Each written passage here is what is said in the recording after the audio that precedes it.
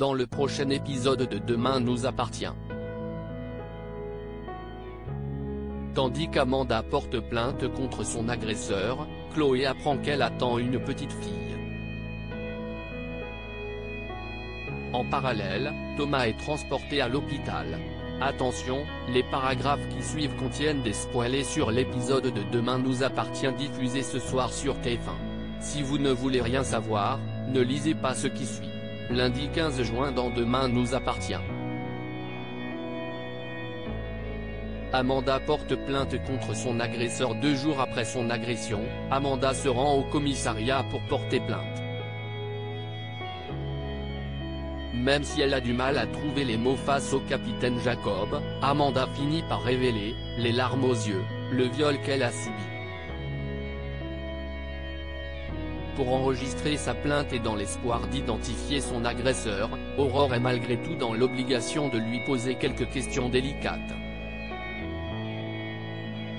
La jeune femme raconte qu'en rentrant chez elle le soir de l'anniversaire du Spoon, l'électricité ne fonctionnait plus et qu'elle a alors senti une personne lui mettre un couteau sous la gorge avant de la jeter au sol pour la violer. Malheureusement, l'infirmière est incapable de donner des détails sur son agresseur hormis le fait que ce dernier portait une cagoule ainsi que des gants en latex. Effondrée, Amanda s'excuse de ne pas pouvoir être plus précise et ajoute qu'après le départ de son agresseur elle est rentrée dans une colère noire. Après que la policière lui a demandé si elle avait toujours les vêtements de ce soir-là, Amanda confesse les avoir jetés sans réfléchir. Afin de la réconforter, Aurore affirme que c'est déjà énorme d'être venue en parler aux autorités et jure de tout mettre en œuvre pour que le coupable soit arrêté. Mais pour cela, elle doit réunir autant de preuves que possible et elle demande à Amanda de passer des examens médicaux. D'abord réticente à l'idée d'aller à l'hôpital, l'infirmière se résout finalement à appeler Maxime pour qu'il l'accompagne. Au poste, le fils Delcourt cherche à savoir ce qu'il s'est passé et son ami lui dit la vérité. Sous le choc et en colère, Maxime essaie de la prendre dans ses bras mais Amanda reste distante. Peu après, Amanda exclut qu'un homme s'occupe d'elle et c'est donc Marianne qui la prend en charge pour effectuer les examens nécessaires. En fin de journée, lorsque le docteur Delcourt l'informe qu'elle n'a retrouvé aucune lésion ni d'ecchymose sur son corps, Amanda rétorque qu'elle ne s'est pas battue et que l'ADN ne parlera pas car son agresseur portait un préservatif. Toutefois, comme la procédure est stricte, le médecin insiste pour qu'elle revienne dans 15 jours pour un test de grossesse et HIV. Au départ de sa grand-mère, Maxime rejoint son amie en promettant de ne jamais la lâcher. À bout de nerfs, Amanda s'énerve et hurle que s'il avait été réellement là pour elle, il ne l'aurait jamais laissée rentrer seule cette nuit-là.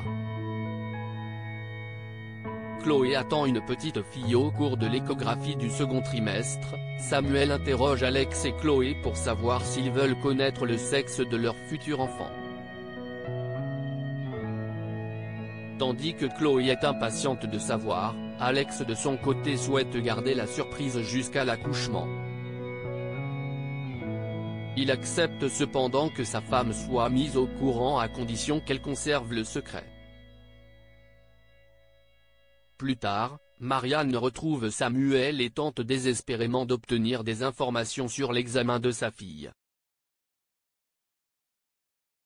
Mais Samuel, qui a fait la promesse de tenir sa langue, ne révèle rien à la future grand-mère. Au lycée, Judith se rend en salle des professeurs pour savoir si la famille Delcourt accueillera prochainement un garçon ou une fille. Chloé admet connaître le sexe de l'enfant mais précise qu'elle ne dira rien par respect pour Alex. L'adolescente a beau expliquer avoir parié avec Maxime sur le sujet, Chloé résiste et déclare qu'elle aura la réponse dans 3 mois. En fin de journée, alors qu'elle est avec Rose et Sandrine au Spoon, Chloé finit par craquer et indique qu'elle attend une petite fille. Heureuse de voir une demoiselle venir bientôt compléter le clan Delcourt, les deux femmes trinquent en l'honneur de cette bonne nouvelle puis jurent de ne rien dire. Thomas est transporté à l'hôpital tandis que la demande de remise en liberté de Thomas pourrait ne jamais aboutir. Soraya confie à Lou qu'elle ne sait pas pourquoi cette histoire la touche autant.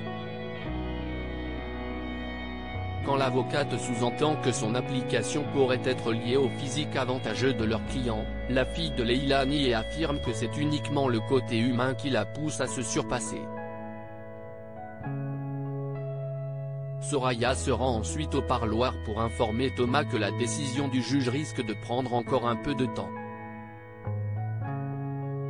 Pendant que Thomas dit apprécier sa compagnie, ce dernier, qui est pris d'une violente crise de toux ainsi que d'une douleur au thorax, est conduit à l'hôpital en urgence. Au retour de Soraya au cabinet, Lou ne comprend pas pourquoi celle-ci s'est rendue à la prison sans avancer dans le dossier Delcourt pour le justifier. Elle a beau de se justifier mais Lou l'avertit que tomber amoureuse de son client serait une très mauvaise idée. De son côté, Marianne précise à son neveu qu'il souffre d'une péricardite idiopathique aiguë, une inflammation bénigne qui se soigne avec un traitement et quelques jours de repos. Lors de sa prise de sang, c'est Rémi qui le prend en charge et qui en profite pour se présenter en précisant être le compagnon de Soraya. Dans la soirée, la jeune femme reçoit un SMS de Thomas qui la remercie et l'invite à lui rendre visite à l'hôpital si elle le désire. Le sourire aux lèvres, Soraya prétend avoir lu une bêtise sur le net pour ne pas éveiller les soupçons de Rémi.